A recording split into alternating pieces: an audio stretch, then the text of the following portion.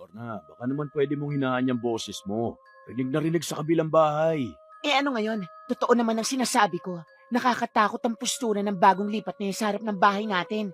Ang lungkot-lungkot pa na mukha na akala mo namatay yan. Parang may tinatagong sikreto. Hindi lahat ng tahimik may tinatago. Baka nahihiya lang. Ay nako, tumigil ka nga dyan, Marco. Sa mga tahimik ako madalas nagdududa. Tahimik lang si Marco habang pinupunasan ng mesa. Sa loob ng bahay nila, laging si Lorna ang maingay. Kung hindi pinupuna ang kapitbahay, siya ang pinupuna. Sanay na siya ngunit minsan ay napapaisip siya kung kailan pa ba naging gano'n ang asawa niya. Noon magaan naman itong kausap at masayahin. Ngayon, tila lahat ng tao ay may mali sa paningin nito. Nang sumilip siya sa bintana, natanaw niya ang bagong lipat. Isang dalagang nakaputing bestida. Bitbit ang mga kahon at may marahan na galaw. May kakaibang katahimikan sa bawat kilos nito na parang sinasadyang wag mag-ingay. Nakatungo lang ito habang ipinapasok ang mga gamit sa loob ng bahay. Ay ano, tignan mo. Ni hindi tumitingin sa paligid. Aba, parang ayaw makihalubilo. Kaya mo na, hindi naman natin siya kilala eh. Eh yun nga, hindi natin kilala. Baka nga kaya lumipat dito may tinatakbuhan. Pinili ni Marco na wag na lang sumagot. Dumungaw lang siya at pinanood ang dalaga. Napansin niyang walang kasama. Walang tumutulong kahit mukhang mabigat ang dala nito. Naisip niyang lumapit, ngunit nauna na si Lorna na may ngiti sa labi na alam niyang hindi totoo. Bagong lipat ka, no? Ako nga pala si Lorna. Magkaharap lang ang bahay natin. Oo. Ako po si Clarissa. Clarissa? Maganda ang pangalan mo, ah. Naku, kung may kailangan ka, sabihan mo lang ako, ha? Sige po, salamat. Tahimik si Clarissa ngunit magalang. Nakayuko at mahina ang boses na parang laging nag-iingat. Habang nag-uusap ang dalawa, nakamasid lang si Marco. Hindi niya alam kung bakit ngunit kakaibang pakiramdam ang bumalot sa kanya. Hindi takot kundi parang awa. Ang dalaga ay parang banyaga sa sariling tahanan na binili. Parang may dalang bigat na hindi sinasabi. Pagbalik ni Lorna sa bahay, agad itong nagsalita. Ewan ko ba, Marco? Mabait nga siguro, pero parang may kakaiba. Ang lamig ng mga mata niya. Ha? O baka naman ikaw lang ang malamig dyan, Lorna. Umirap lang si Lorna at tumalikod. Lumipas ang mga araw, dahil walang trabaho si Marco ay lagi siyang nasa bahay. Nakikita niya kapag dumaraan si Clarissa tuwing umaga. Laging nakaputing bestida at may bitbit na bayong at bumibili ng gulay sa talipapa. Hindi ito nagsasalita ng walang dahilan, subalit laging magalang sa mga tao. Napansin din ni Marco kung paano ito iniiwasan ng iba. Kapag dumadaan si Clarissa, biglang natatahimik ang mga nagkukwentuhan. Pagkalampas naman, muli silang magbubulungan.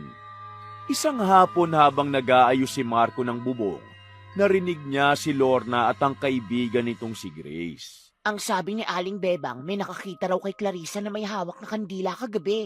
12:00 ng gabi daw yun. Naku, baka mambabarang talaga. Kaya siguro tahimik. Baka nagpaplano ng kung ano. Kung ako sa'yo, Lorna, ha, huwag ka masyadong lalapit sa kanya. Hindi ako natatakot, no? Ako pa. Napailing si Marco. Sa isip-isip niya, puro haka-haka lang naman yun. Subalit alam niya rin kung gaano kabilis kumalat ang tsismis sa baryo nila. Kinabukasan, habang nagdidilig siya ng halaman, nakita niyang muli si Clarissa. May dala itong mga tuyong dahon at bote ng langis. Lumapit ito sa bakod at ngumiti. Magandang umaga po. Maganda umaga rin. May ginagawa ka bang gamot? Opo, galing po sa nanay ko. Manggagamot po siya noon, ipinagpatuloy ko lang. Kaya pala ang dami mong tanim na halaman sa bakuran mo eh. Ngumiti si Clarissa. Sandali namang natahimik si Marco dahil hindi niya alam kung ano pa ang sasabihin. May kakaibang katahimikan sa paligid kapag naroon ang babae. Hindi ito nakakailang ngunit malalim na parang pinipilit kang makiramdam. Pag-uwi ni Lorna, agad nitong napansin ang kausap ni Marco. Aba, mukhang nagkakatuwaan na kayo ng kapitbahay natin Nagkakatuwaan agad. Nagbatian lang kami ni Lorna. Hindi mo pa kilala yung mga ganyan tahimik. Huwag ka masyadong kumpiyansa. Ngumiti lang si Marco. Sa halip na sagutin ay pumasok na lang siya sa bahay. Mas pinili na lang niya ang manahimik kaysa makipagtalo. Sa mga sumunod na araw, mas dumala sa mga bulong sa baryo. May nagsasabing may naririnig na orasyon mula sa bahay ni Clarissa. May nakakita raw na nagsusunog siya ng papel. Ang ilan, nagsasabing nakita nila itong nakatingin sa buwan habang may binibigkas na kakaibang salita. Si Lorna naman, palaging may dagdag sa bawat kwento. Ewan ko ba, siguro nga totoo. Yung aura niya pa lang, nakakatindig balahibo na. Minsan ay napapailing na lang si Marco habang pinapanood ang asawa. Nakaupo ito sa balkonahe kasama si Grace at panay ang tawanan nila habang pinag-uusapan ng kapitbahay. Kung minsan ay gusto niyang pagsabihan si Lornang tumigil na, subalit alam niyang mauuwi lang sa sigawan. Isang gabi, habang nagliligpit siya ng mga labahin, napansin niyang may ilaw sa bahay ni Clarissa. May liwanag ng kandila. Narinig niya itong nagsasalita ngunit hindi malinaw. Para bang dasal. Pinanood niya ito ng ilang sandali, saka siya pumasok sa bahay. Si Lorna naman ay nakahiga na at nakapikit. Hindi na lamang niya sinabi ang nakita niya at baka mas lalo pang madagdagan ang pagdududa ni Lorna. Hanggang isang araw, Lorna, baka naman pwedeng itigil mo na yung pagbanggit at pagpuna-puna dyan sa kapitbahay. Parang araw-araw na lang siya ang topic mo eh. Anong gusto mong pag-usapan? Yung dalagang hindi marunong umiti? Aba, nakakainis kaya yun, Marco. Sa tuwing dadaan ako parang wala lang. Pero pag ikaw, ayun, ang lambing ng ngiti. Hindi mo ba napapansin? Hindi na sumagot si Marco. Tinuloy na lang niya ang pagkukumpuni ng sirang upuan sa sala. Alam niyang kahit anong paliwanag, walang papasok sa isip ni Lorna kapag nagsimula na itong magduda. Subalit hindi rin niya maitatanggi na napapansin niya nga rin yun. Si Clarissa ay laging marahang ngumiti sa kanya. Parang paggalang lang at walang halong mali siya. Ngunit sa paningin ni Lorna, sapat na yon para mag-apoy ang selos at panghusga. Paglabas niya sa bakuran, nakita niyang si Clarissa ay abala sa pagtatanim ng mga bagong halaman sa gilid ng bakod. Tahimik at nakatuon sa ginagawa, hindi ito namamansin. Ang hangin ay mabango, amoy tanglad at dahon ng sambong. Subalit bago pa siya makabati ay biglang sumulpot si Lorna bitbit ang walis tingting at may pilit ng ngiti sa labi. Magandang umaga, Clarissa. Ang sipag mo naman, ang dami mong tanim. Pero teka, bakit puro dahon? Wala ka bang bulaklak dyan? Nakakalungkot tingnan kung puro berde lang. May ilang bulaklak po sa likod. Mas mahilig po kasi ako sa halamang gamot. Halamang gamot? Ay, ganun ba? Kaya pala palagi kang may mga bote dyan sa may bintana mo. Akala ko nga nagtitinda ka ng mga pabango eh. Ngumiti lang si Clarissa, yung tipid ng ngiti na parang ayaw na lang magsalita. Subalit si Lorna ay hindi pa rin natapos. Bakit mag-isa ka lang dyan sa bahay? Wala ka bang asawa o kamag-anak man lang? Wala po. Ako lang po talaga. Nako, kaya siguro tahimik ka. Baka may pinagdadaanan ka, no? Siguro po. Pero okay lang naman po ako. Basta kung may kailangan ka, sabihin mo lang ha. Marami naman tayong kapitbahay dito. Basta marunong ka lang makihalubilo. Pag-alis ni Clarissa, ngumiti si Lorna saka pumasok sa bahay. Ayan, nakita mo, Marco? Ako pa ang bumati, pero minsan, hindi man lang tumingin ng diretsyo. Kung hindi bastos yun, ewan ko na lang. Para bang dinadahan-dahan akong insultuhin sa harap mo. Hindi lahat ng tahimik bastos, Lorna.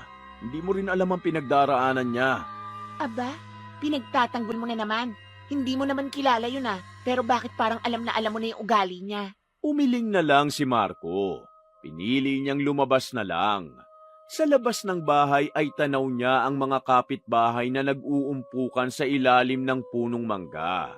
Si Grace, si Aling Bebang at ilang kababaihan. Sa gitna ng kwentuhan, rinig niya ang pangalan ni Clarissa. Sinasabi ko na nga ba may kakaiba talaga sa babaeng yon. O, di ba? Naisip ko na nga rin yan.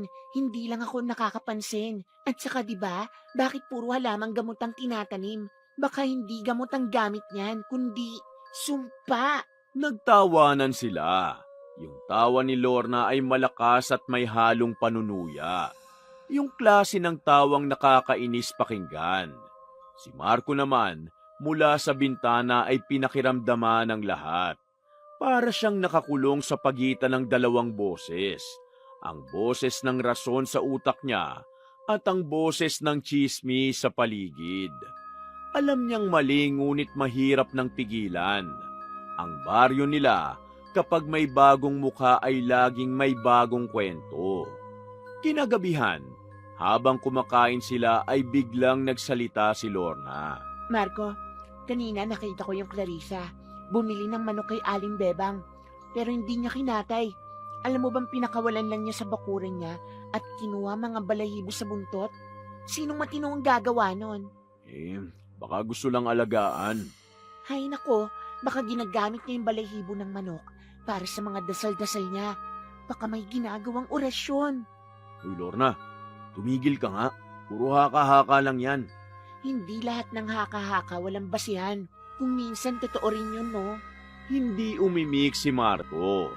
Ngunit habang pinagmamasdan niya ang asawa ay napansin niyang iba talaga ito. Matatalim na ang tingin at kahit walang nangyayari, laging may galit sa boses. Para bang araw-araw na lang ay may kaaway. Kinabukasan, bumisita si Grace. Abala sila ni Lorna sa balkonahe. Nagkakape at nagkukwentuhan. Si Marco naman ay nasa loob ngunit dinig ang bawat salita nila. Totoo nga raw na may mga bote sa ilalim ng hagdan ni Clarissa. Nakita ni Aling Ditas nung pinahiram niya ng timba.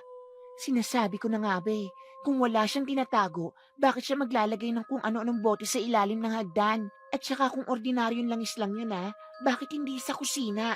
At isa pa, alam mo bang minsan, yung aso ni Aling Bebang, bigla na lang kahul ng kahul sa bahay ni Clarissa. Tapos kinabukasan, wala na. Patay. Ano? Patay? Naku, Lorna, baka nga totoo. Kaya nga sabi ko, wag tayo masyado maging kampante. Baka isang araw pati tayo. Wag naman sana. Nagkatawanan silang muli. Yung tawang may takot ngunit mas malakas ang intriga. Si Marco ay nakaupo lang sa sulok at nagtitigil. Pinilit niyang umunawa. Ngunit sa totoo lang ay nagsisimula na siyang mapagod. Hindi lang sa ingay kundi sa paulit-ulit na kasinungalingan na nagmumula mismo sa bahay nila. Isang hapon, habang nag-aayos siya ng bubong ay napansin niya si Clarissang nagwawali sa labas ng bakuran. Tahimik gaya ng dati, ngunit may kakaibang lungkot sa mukha nito. Yung parang pagod na hindi sa katawan kundi sa kaluluwa. Ilang sandali pa, narinig niya ang boses ni Lorna. Sumisigaw ito mula sa kabilang bakuran. Clarissa, nako, gusto ko lang sabihin baka gusto mong sumali sa bingo mamaya sa plaza para makihalubilo ka naman. Sayang kasi ang ganda mo kung sa bahay ka lang nakakulong. Salamat po pero gusto ko po sanang magpahinga na lang. Ay, ganun ba? Sayang naman. Teka, baka naman may iniiwasan ka lang sa plaza. Wala po. Gusto ko lang po ng tahimik na gabi. Tahimik na gabi? Aba, parang ang lalim ng ibig mo sabihin Nagtawa na ng mga kapitbahay na nakarinig. Si Marco ay napabuntong hininga na lang. Hindi na niya matiis. Pag uwi ni Lorna sa bahay ay agad siyang nagsalita. Lorna, sobra ka na. Hindi mo kailangan pahiyain ng tao sa harap ng lahat. Anong sobra? Nagbibiro lang naman ako Hindi lahat ng biro nakakatawa. Minsan nakakahiya na. Hayaan mo nga ako. Kung ayaw niyang mapuna, edi sana sumasagot siya.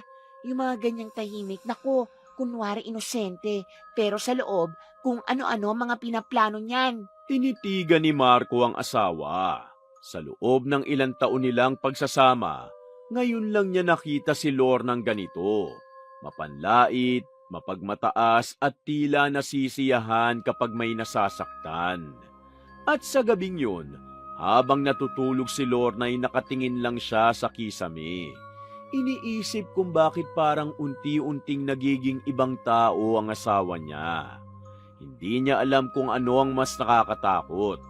Ang misteryosang kapitbahay ba nila o ang pagbabago ng babaeng mahal niya. Hanggang isang umaga. Oh, Lorna, aga mo nagising. Ayos ka lang ba? Marco, parang ang bigat ng ulo ko. At itong leeg ko, ang sakit. Nilapitan agad ni Marco ang asawa. Namumutla ito at pawis na pawis. Mahigpit ang hawak sa kanyang leeg. Saan banda masakit? Dito sa may ilalim parang may matigas. Parang may bukol. Pero, Marco, iba yung sakit. Hindi lang parang namamaga. Parang may kumikilos sa loob. Napatigil si Marco. Nagsimulang tumiga sa mga daliri niya sa pagkakahawak sa balikat ni Lorna. Nang hinaplos niya ang batok nito, naramdaman niyang may umumbok nga. Mainit, matigas, at parang may bahagyang paggalaw sa ilalim ng balat.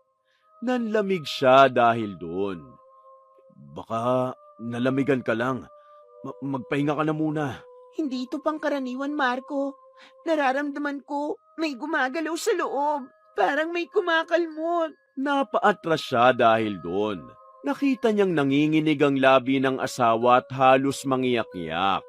Pinilit niyang maging kalmado kahit malakas ang kabog ng kanyang dibdib. Sige, magbibihis tayo. Pupunta tayo sa doktor ngayon din. Maagang dinala ni Marco si Lorna sa klinika sa bayan.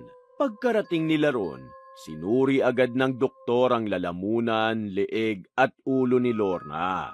Kinuhanan din ito ng dugo.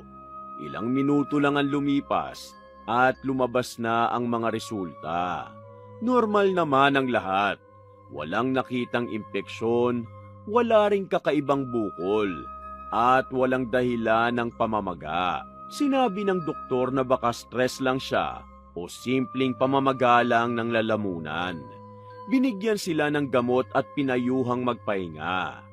Tahimik lang si Marco habang naglalakad palabas ng klinika. Hindi siya makatingin sa asawa sa pagkakataong yun. Sa isip-isip niya, kung stress lang yun, bakit parang may ibang lamig na dumadaloy sa balat ni Lorna kanina? Bakit parang gumagalaw talaga at merong kung ano sa loob nito? Nang nasa tricycle na pauwi, nakasandal si Lorna sa balikat niya. Subalit ramdam niya ang panginginig ng katawan nito. Marco, sinabi ng doktor normal daw, di ba? Oo, normal naman daw lahat. Bakit ganito? Bakit parang pakiramdam ko may kumikilos pa rin sa loob? Baka epekto lang ng takot, Lorna. Huwag mo munang isipin yan. Hindi, Marco. Hindi ito guni-guni ko lang. Ramdam ko talaga. Parang may buhay sa loob ng leeg ko. Napalunok si Marco. Gusto niyang sabihing imposible yun, ngunit papano kung totoo nga? Papano kung may hindi kayang ipaliwanag ng mga doktor? Pagdating nila sa bahay, inalalayan niya si Lorna sa kama. Pinunasan niya ng tuwalya ang pawis nito at nang bahagya na itong nakaidlip, naupo muna siya sa gilid. Malamig ang simoy ng hangin at hindi niya maalis ang kaba sa kanyang dibdib. Ilang minuto pa lang ang lumipas nang biglang mapabalikwas na si Lorna. Marco! Ang sakit! Nagulat siya. Umangat ang leeg ni Lorna, para bang may gustong kumawala sa loob. Ang balat nito ay kumikintab sa pawis at sa ilalim ay may aninong gumagalaw na mabilis. Paikot at parang may gumagapang na insekto sa loob ng laman. Lorna, sandali lang. Kumalma ka muna. Hindi ko kaya.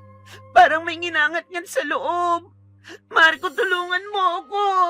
Umiiyak ito at sa bawat iyak ay parang may mahinang tunog na kaluskos na lumalabas sa lalamunan nito. Napaatras si Marco na nanginginig ang kamay. Lorna, huwag kang gagalaw. Magpahinga ka lang. Tulungan mo ko, Marco. Tulungan mo ko. Humawak ito sa braso niya ng mahigpit. Nanginginig at malamig ang kamay. Nang tumigil ito sa pagdaing, napansin ni Marco ang maninipis na ugat na lumitaw sa leeg nito. Mga iilang linya na parang gumagapang pataas. Hindi niya na alam kung ano ang gagawin. Lumuhod siya at niyakap ang asawa. Tana, Lorna. Lalabanan natin to. Hindi mo ako naiintindihan, Marco. Hindi sakit to. Anong ibig mo sabihin? Si Clarissa, siya to. Siyang dahilan. Napatigil si Marco. Tumayo siya at tumitig sa asawa. Huwag mo nga sabihin yan. Wala siyang ginagawa sa atin. Anong wala? Hindi mo ba nakikita, Marco? Simula nang dumating siya, nagkagulo na ang lahat. Ako yung pinili niya saktan. Siguro dahil binunyag ko kung sino talaga siya. Lorna, hindi mo alam ang sinasabi mo. Nakikita ko siya gabi-gabi sa bintana. Lagi siyang may kandila. Lagi may binubulong. Tapos nitong umaga, bigla na lang sumakit ang leg ko. Ano pa ba ang kailangan mong pruweba? Lumapit siya kay Lorna. Hawak niya ang balikat nito. Ngunit biglang sinampal siya ng asawa. Hindi dahil sa galit kundi sa takot. Huwag mong ipagtanggol ang babaeng yan. Hindi mo ba nararamdaman? Nilalaso niya ang isip mo, Marco. Gusto niya akong mawala. Lorna! Siya ang mambabarang. Siya ang salot sa baryo nila. Kaya nga siguro siya lumipat dito, di ba? Hinampas nito ang unan. Napasigaw at humagulgol. Ang boses nito ay basag, puno ng puot. Sa isang iglap ay napagtanto ni Marco na ang babaeng kaharap niya ngayon ay hindi na ang parehong Lorna na kilala niya. Ang dating masayahin at maingay, ngayon ay parang puno ng puot at takot. Tila pinaniniwalaan nito ang lahat ng sariling haka-haka. Naupo siya sa gilid ng kama ng tahimik. Tinitigan niya ang asawa habang umiiyak at hawak ang sariling leeg na patuloy na namamaga. At sa labas ng bahay, may marahang ihip ng hangin. Mula sa bintana ay natanaw niyang nakasindi muli ang kandila sa bahay ni Clarissa. Si Clarissa ay nakaupo sa harap ng altar, nakapikit at marahang gumagalaw ang labi. Hindi niya marinig ang sinasabi nito. Ngunit sa loob-loob ni Marco, may namumuong takot hindi sa kapitbahay, kundi sa sarili niyang tanong. Paano kung tama si Lorna? Ngunit sa kabilang banda, may isa pang tinig sa isipan niya na mas malakas, mas makatotohanan. Paano kung hindi si Clarissa ang may kasalanan, kundi si Lorna mismo ang nagdadala ng sumpa sa sarili niya? Lumapit siya sa kama. Inayos ang kumot at marahang hinaplos ang buhok ng asawa. Mainit pa rin ang balat nito ngunit nanginginig. Matulog ka na, Lorna. Bukas, baka maging maayos na ang pakiramdam mo. Ngunit kahit ipinikit ni Lorna ang mga mata, ay patuloy pa rin ang mahinang pag-ungol dahil sa lalamunan nito. At sa bawat buntong hininga, ay rinig ni Marco ang tila pabulong na tunog ng isang salitang paulit-ulit na inuusal sa pagitan ng paghinga at sakit. Clarissa. Kinabukasan, nagising si Marco sa ingay ng kanyang asawa. Napatingin siya sa leeg nito at halos magimbal sa kanyang nakita. Lorna, ayos ka lang ba? Parang mas lumaki na yung leeg mo ah. Huwag mo ko hawakan, Marco. Masakit! Napatigil siya sa pagsubok na hawakan ng asawa. Halos hindi na makakilo si Lorna sa kama. Ang dating maliit na bukol sa leeg, ngayoy halos kasing laki ng itlog. Namumula at nangingitim sa gilid. Tila bawat galaw ng katawan nito ay may kasamang impit na daing. Lumapit si Marco na nanginginig ang kamay. Lorna, kailangan nating bumalik sa doktor. Baka hindi lang to ordinaryong pamamaga. Walang silbi ang mga doktor mo. Hindi nila alam to. Hindi nila nakikita ang totoo. Tumitig ito sa kanya ng matatalimang mata at nanginginig ang labi. Ramdam ni Marco ang bigat ng bawat salitang sinasambit ng asawa. Lorna, magpahinga ka muna sa ngayon. Baka napuyat ka kagabi kaya parang mas namaga ang bukol mo. Hindi. Hindi lang sa puyat to, Marco. Parang may gustong lumabas dito. Anong ibig mo sabihin? Kanina paramdam ko na parang may kumakalmot sa loob ng lalamunan ko. Parang may buhay. Pinilit ni Marco na wag maniwala. Subalit ng sandaling yun, napatingin siya sa leeg ni Lorna at nakita niyang gumagalaw nga ito. Tila may umuumbok-umbok mula sa loob. Marco, tulungan mo ko. Dali-dali siyang lumapit ngunit bago pa siya makagawa ng kahit ano, biglang napahawak si Lorna sa bibig. Umubo ito ng malakas. Sunod-sunod hanggang sa may sumabog na tunog ng pagsusuka. May kulay itim na likidong lumabas mula sa bibig nito. Malapot, mabaho at amoy bulok na karne. Kumalat ito sa sahig at sumingaw ang amoy na halos mapasuka rin si Marco. Diyos ko, Lorna, ano nangyayari sa'yo? Hindi ko na kaya, Marco. Tulungan mo ko. Lumapit siya at pinunasan ng bibig nito ng tuwalya na nanginginig. Ang likido ay maitim na parang pinaghalong dugo at putik. Habang pinupunasan niya ang sahig, napansin niyang sa bawat patak ng likido ay may maliliit na puting uod na kumikilos. Natigilan siya. Parang napako ang katawan niya sa kinatatayuan. Panginoon ko. Kita mo na, Marco. Iyan ang sinasabi ko sa'yo. May gumawa nito sa akin. Hindi to sakit. Hindi to normal. Umiiyak ito habang humihingal at nanginginig sa takot. Dahan-dahan siyang lumapit at niyakap ito kahit halos sumuka siya sa amoy. Tahan na, Lorna. Gagawa natin ang paraan. Walang ibang makakatulong sa akin kundi ang gumawa nito. Bigla nitong tinulak si Marco at tumayo at halos natumba sa pangihina, ngunit determinado. Lorna, saan ka pupunta? Kay Clarissa, siya ang gumawa nito sa akin. At ngayon, haharapin ko siya. Hindi na siya napigilan ni Marco. Sinundan niya ito palabas ng bahay at tinahak ang madilim na daan. Ang mga kapitbahay ay nagsimula ng naglabasan sa kani-kanilang pintuan dahil sa sigaw ni Lorna. Nagtataka sa itsura nito na magulo ang buhok, maputla, nangingitim ang leeg at may mga bakas ng itim na likido sa damit. Sa bawat yapak ni Lorna, tila sumasabay ang mga bulong-bulungan ng mga tao. Ngunit wala siyang pakialam. Ang tingin niya ay nakatuon lamang sa bahay ni Clarissa, kung saan nakasindi ang isang maliit na lampara sa harap ng altar. Paglapit nila, bumukas ang pinto. Si Clarissa ay nakasuot ng puting bestida at payapa ang mukha. Magandang gabi. Huwag ka na magmalinis. Alam kong ikaw ang may gawa nito sa akin. Napatigil si Clarissa at halatang nagulat. Lumapit si Lorna na halos natalisod habang hawak pa rin ang kanyang leeg na namamaga.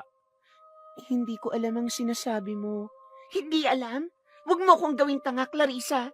Simula nang dumating ka, ganito na ako. Baka yung mga halaman mo, yan ang ginagamit mo para magbigay ng sumpa. Lorna, tama na! Tumigil ka, Marco! Huwag mo siyang ipagtanggol.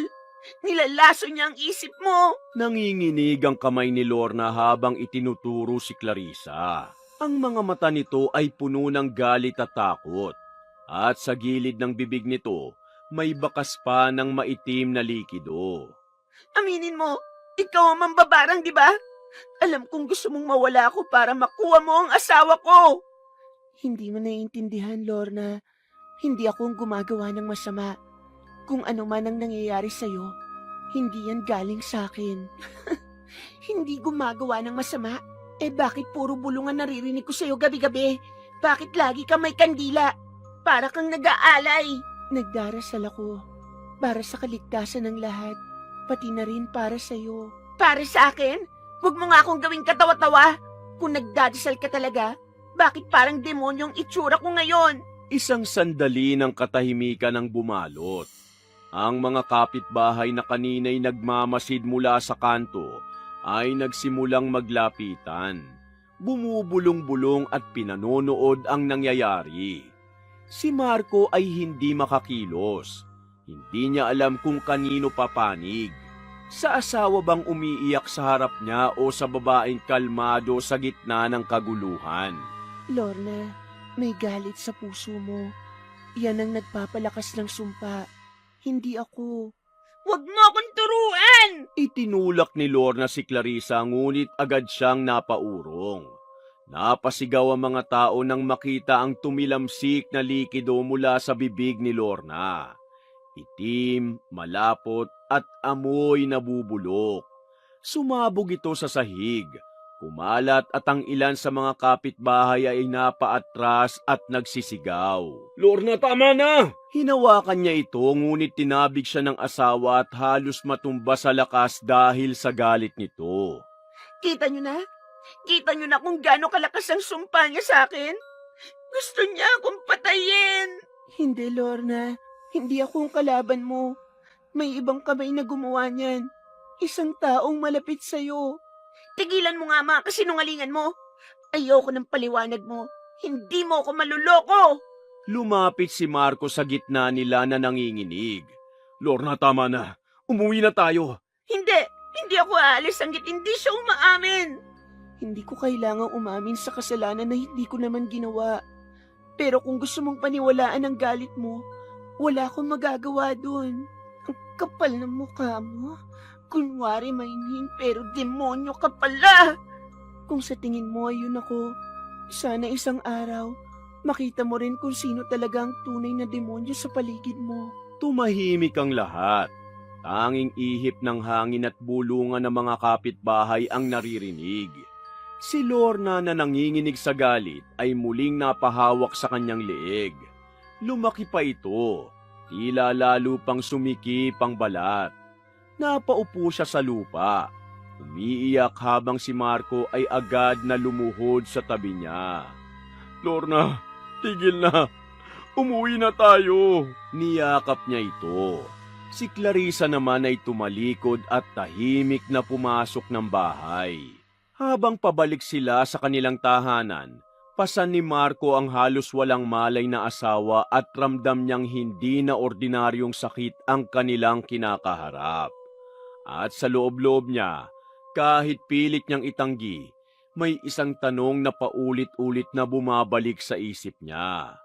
Kung hindi si Clarissa ang may gawa, sino?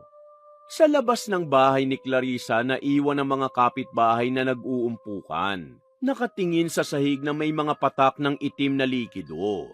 At mula sa loob ng bahay, bago tuluyang isinara ni Clarissa ang pinto, narinig nilang lahat ang huling bulong na bumalot sa hangin. Banayad, kalmado, ngunit nakapangingilabot. Hindi akong kalaban mo, Lorna. Kinagabihan, bumabalik-balik si Marco sa tabi ng asawa. Si Lorna ay nakahiga pa rin. Nanginginig at sa bawat paghinga ay may kasunod na tunog ng pagdaing. Pawis na pawis ito at halos hindi na makapagsalita sa sakit. Ang sahig ng kanilang silid ay puno na ng tuyong bakas ng itim na suka. Ilang beses nang nilinis ni Marco ngunit panay suka pa rin ang kanyang asawa. Lorna, dadali na kita sa ospital. Hindi ko na kayang ganito ka. Ayoko, Marco. Wala naman silang magagawa eh. Hindi nila kaya to. Pero baka kung ano nang mangyari sa'yo. Huwag mo na akong dalhin doon. Ayoko! Lumapit siya at pinunasan ng pawis ng asawa na nanginginig ang kamay. Ang leeg ni Lorna ay mas lumaki pa na parang nagmamanas at nangingitim. Sa bawat pag-ubo nito, May lumalabas na amoy bulok na tila pinaghalong dugo at dumi. Sa labas ng bahay, narinig ni Marco ang kaluskos at mga yabag. May kumatok. Binuksan niya ang pinto. Nasa labas ang ilang kapitbahay. Sina Aling Bebang, Aling Ditas at si Grace na may dalang tuwalya at tubig. Marco, tulungan ka namin. Baka makabawas ng sakit kung mapunasan lang namin si Lorna. Tahimik siyang tumango. Pinapasok niya ang mga ito. Si Grace ang unang lumapit kay Lorna at nilapitan ito ng may pag-aalala. Lorna, Diyos ko, ano nangyari sa'yo? Walang sagot si Lorna. Nakatitig lang ito sa kisame at humihingal. Magpainga ka muna ha. Baka kung anong nakain mo eh. Hindi pagkain to, Grace. Sumpa ito. Sumpa? Oo. Alam ko may gumawa nito sa akin. At hindi ako titigil hanggat hindi ko nalalaman kung sino. Hindi makasagot si Grace. Nagkatinginan ng ibang kapitbahay na halatang kinakabahan. Sa labas, umihip ang malamig na hangin. At sa bawat pag-ungol ni Lorna ay tila may kasabay na mahina at mababang bulong. Biglang umubong muli si Lorna. Malakas, sunod-sunod hanggang sa muling lumabas ang itim na likido. Napaatras ang mga tao at ang ilan ay napasigaw. Si Marco naman ay halos maluha na sa takot habang pinupunasan ng asawa gamit ang tuwalya. Panginoon ko, tulungan niyo po kami. Habang nagkakagulo, muling may kumatok sa pinto. 3 marahang katok. Tahimik na napalingon ang lahat. Pagbukas ni Marco ay naroon si Clarissa. Nakaputing bestida, basa ng pawis at may dalang maliit na bote ng langis at bugkos ng mga dahon. Tahimik siyang tumingin kay Marco saka kay Lorna. Patawad kung makikialam ako. Hindi ko kayang matiis na ganito siya. Hindi na nakakibo si Marco. Maging ang mga kapitbahay ay natigilan. Tanging si Lorna lang ang naglabas ng mahinang tinig. Galit at puno ng pighati. Wala kang karapatang pumasok dito. Ikaw ang dahilan ng lahat ng ito. Hindi ako ang kalaban mo, Lorna. Hindi ako ang gumawa niyan. Tigilan mo yung mga palusot mo. Umalis ka na. Ngunit hindi siya umalis. Tahimik na lumapit si Clarissa sa kama at inilapag ang bote ng langis at halamang gamot. Patawad, Marco. Pero kung hindi ko ito gagawin, baka hindi na siya magising pa bukas. Lumuhod si Clarissa sa tabi ng kama. Binuksan niya ang bote at pinahid ang langis sa palad. Sa bawat haplo sa leeg ni Lorna, umaalingasaw ang amoy ng yerba at langis na parang pinaghalong insenso at luya. Habang pinapahiran ay marahang binigkas ni Clarissa ang ilang salitang hindi nila maintindihan. Maaaring orasyon, maaaring dasal, ngunit sa bawat bigkas ay tila lumalamig ang paligid. Si Lorna ay patuloy na nanginginig. Pilit na lumalayo ngunit parang napaparalisa ang katawan. Wag mo akong hawakan. Tahimik ka lang. Hindi kita sasaktan. Lumipas ang ilang sandali at napansin ni Marco na bumabagal ang pag-ubo ni Lorna. Unti-unti rin itong ibinaba ang kamay mula sa leeg. Ang itim na likido sa gilid ng bibig ay natuyo at ang bukol na kanina'y malaki at matigas ay unti-unting umimpis. Ang mga kapitbahay ay halos hindi makahinga sa pinanonood nila. Hanggang sa tuluyang huminto ang pag-ungol ni Lorna. Ang tanging naririnig ay ang malumanay na boses ni Clarissa na patuloy sa pagdarasal. Nang matapos ay marahan siyang tumayo. Tapos na. Napatitig si Marco sa asawa. Wala na ang itim na likido. Humihinga na ito ng maayos. Napaiyak siya sa ginhawa. Salamat, Clarissa. Diyos ko, salamat po. Ngunit si Lorna ay nakatitig lang kay Clarissa. Hindi na galit kundi litong-lito. Bakit mo ako tinulungan? Ang akala ko, ikaw ang... Hindi ako ang gumawa ng sumpa, Lorna. Ang tunay na gumawa niyan ay isang taong kilala mo. Isang taong malapit sa'yo. Napatingin si Lorna sa mga tao sa paligid. Tahimik silang lahat. Tanging si Grace lang ang hindi makatingin sa kanya. Clarissa, sino? Ang matalik mong kaibigan. Biglang bumigat ang paligid. Si Lorna ay napatingin kay Grace na unti-unting napaluhod sa kama at nanginginig ang labi. Grace, bakit? Tahimik si Grace sa una. Hawak niya ang baso ng tubig. Nanginginig ang kamay at lumuluha. Dahil sawa na akong tisin ka. Araw-araw ka nagmamalinis, nagmamataas, nilalait ang lahat. Ako, ilang beses mo na akong pinahiya. Ilang beses mo akong sinasaktan nang hindi mo napapansin. Ang gusto ko lang matuto ka. Gusto ko maranasan mo rin kung paano masaktan. Kaya lumapit ako sa isang mambabarang sa kabilang baryo. Pinagawa ko sa kanya ang sumpa para matigil ka na. Hindi ko akalaing ganito kalala ang mangyayari sa'yo. Tahimik ang buong bahay. Si Lorna ay umiiyak at hawak ang sarili niyang dibdib. Grace, patawarin mo ko. Oo, masakit akong magsalita pero hindi ko alam na ganito kalalim ang sugat na nadala ko sa'yo.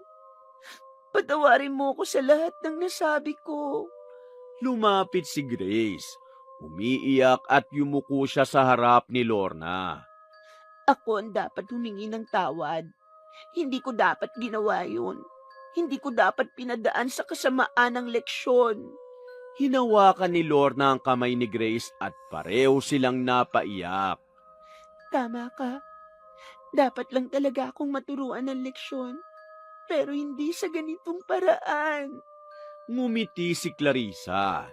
Lumapit siya at pinatong ang kamay sa ulo ni Lorna. Ang kapatawaran ng pinakamatinding gamot. Wala nang kulam na mas makapangyarihan doon. Tahimik silang lahat.